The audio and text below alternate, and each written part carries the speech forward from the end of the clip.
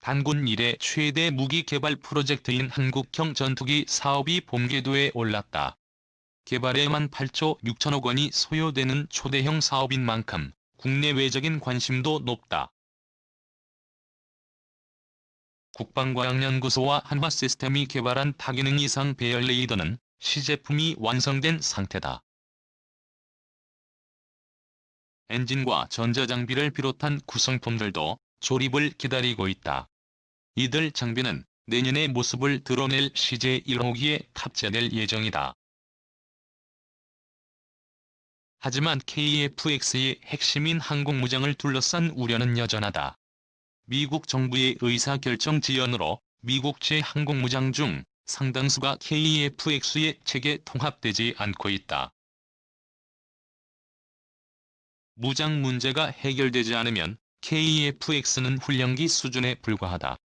이를 해결하기 위해 개발사인 한국항공우주산업과 운용 주체인 공군 등을 중심으로 다양한 방안이 제시되고 있다. 현재 카이 주도로 개발이 진행 중인 KF-X의 치명적인 문제는 무장 장착이다. 미국 정부의 비협조로 미국산 정밀유도 폭탄과 영국 MBDA 미티어, 독일 아이리스-T 공대공 미사일 장착만 확정된 상태다. 미국이 태도를 바꾼다고 해도 F-35A에 쓰이는 무장과 큰 차이가 없다. F-35A는 강력한 스텔스 성능과 실시간 네트워크 기능을 갖추고 있다. 미국이 F-35A 개발 당시 AIM-120 중거리 공대공 미사일을 별다른 문제 의식 없이 탑재한 것도 절대적인 스텔스 우위 덕분이다. 독일 공군 요원들이 미티어 공대공 미사일을 타이푼 전투기에 장착하고 있다. MBDA 제공. 반면 KF-X는 F-35A보다 스텔스 성능이 뒤떨어진다. 미국처럼 AIM-120을 그대로 탑재하면 스텔스 전투기와의 성능 격차를 좁힐 수 없다. 중국이나 러시아처럼 150km 이상의 거리를 빠르게 날아가는 장거리 공대공 미사일이 필요한 대목이다. 미국 로키드 마틴이 2020년대 초반을 목표로 AIM-120보다 사거리가 훨씬 긴 AIM-260 신형 장거리 공대공 미사일을 개발하는 이유다. KF-X에 탑재되는 미티어 미사일은 현재 상황에서 이 같은 요구 조건에 부합하는 무기다. 음속의 4배가 넘는 속도로 최대 200km 떨어진 적기를 격추할 수 있다. 미티어 미사일이 KF-X의 공중전 능력을 크게 높일 수 있다는 평가를 받는 이유다. 반면 최신형 AIM-120은 160km를 날아간다. 미국이 AIM-260을 실전 배치하면 AIM-120은 한 세대 이전 무기로 전락한다. 문제는 단거리 공대공 미사일이다. 최대 사거리가 25km인 아이리스-T는 최신형 AIM-9보다 사거리가 짧다. 노르웨이 공군 F-16과 태국 공군, 그리펜 등 4세대 전투기에만 쓰이고 있어 4.5세대인 KF-X에는 맞지 않는다는 지적을 받아왔다.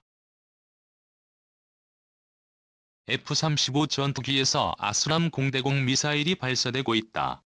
MBDA 제공. 아이리스-T를 아스람으로 교체하려는 움직임이 제기되는 것도 이와 무관치 않다. 영국 공군이 채택해 타이푼 F-35에 탑재되는 아스람은 아이리스-T보다 35km를 더 멀리 날아간다. 미국 정부가 AIM-9의 체계 통합을 승인하지 않는 상황에서 KF-X 개발을 차질 없이 진행하고 전투력을 높이려면 아스람의 탑재를 고려할 필요가 있다는 지적이다. 여기에 사거리가 500km에 달하는 타우러스를 비롯한 장거리 공대지 미사일이 탑재되면 전략적 억제 능력은 더욱 강화된다. 공군이 F-15K에 타우러스를 장착할 때 21개월이 걸렸다.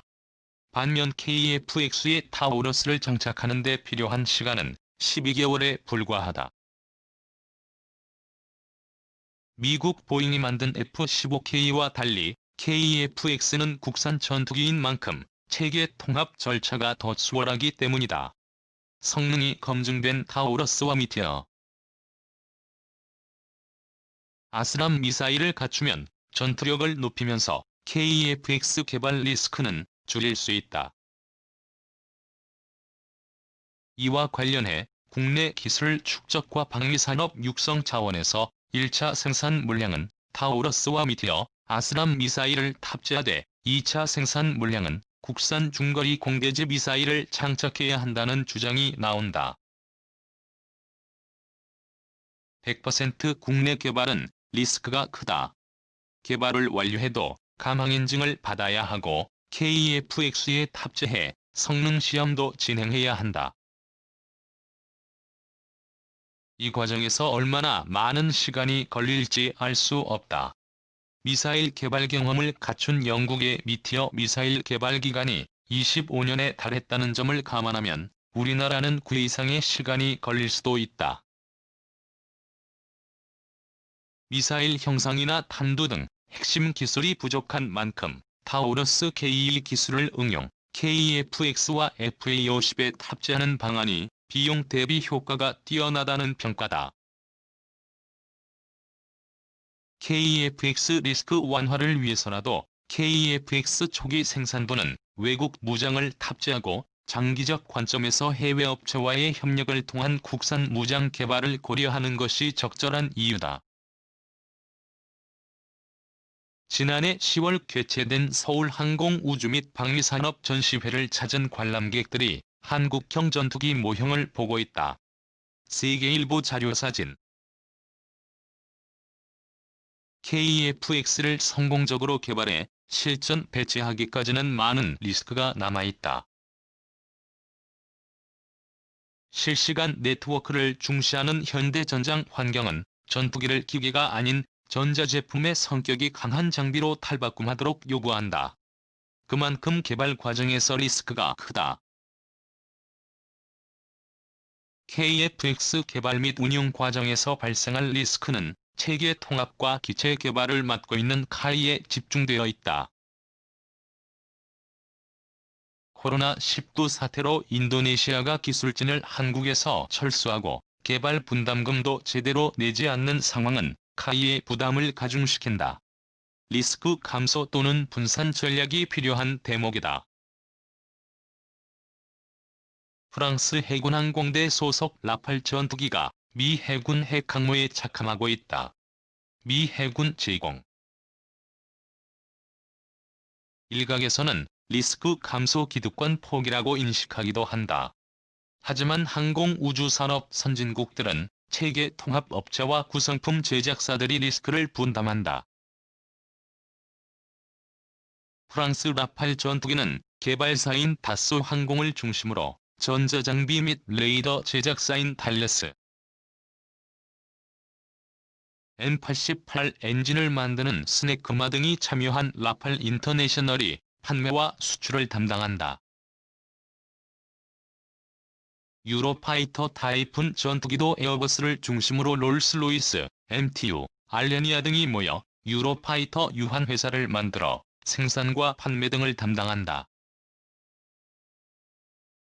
전투기를 매개로 다수의 유럽 업체가 지분을 보유한 채 개발과 생산, 판매에 참여하면서 수익 창출을 위해 리스크를 분담하면서 판매를 촉진하는 효과를 얻었다.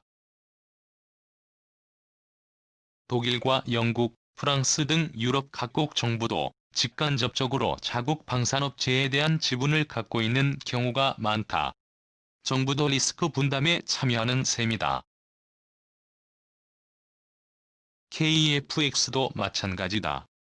100km 떨어진 곳에 있는 적을 공격하는 능력을 갖춘 전투기 개발은 국내에서 처음 진행되는 것이다. 전투기 개발 경험이 없는 중견기업인 카이로서는 부담이 크다.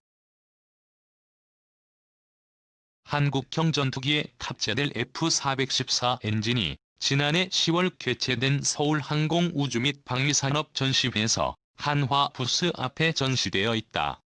세계일보 자료사진. 실제 비행시험에서 발생할 다양한 문제점을 신속하게 해결하고 판매 증대를 위한 기반을 마련하기 위해 한화 에어로스페이스, 한화 시스템 등 KEFX의 구성품을 납품하는 국내외 방산업체를 모아 KEFX 인터내셔널을 만들 필요가 있다는 지적이 나오는 이유다. 정부도 카이 지분을 갖고 있으므로 카이를 통해 간접 참여할 수 있다. 이는 KEFX의 신뢰를 갖지 못하는 잠재적 구매국들의 불신을 낮추는 효과도 있다. 현재 KEFX 개발은 되돌릴 수 없는 단계까지 진입한 상태다. 공군 전투력을 강화하면서 항공우주산업 발전에 긍정적인 영향을 주려면 첨단 항공무장 장착과 리스크 감소 전략이 필수다. 공군과 카이 등 방산업계의 움직임에 관심이 집중되는 이유다.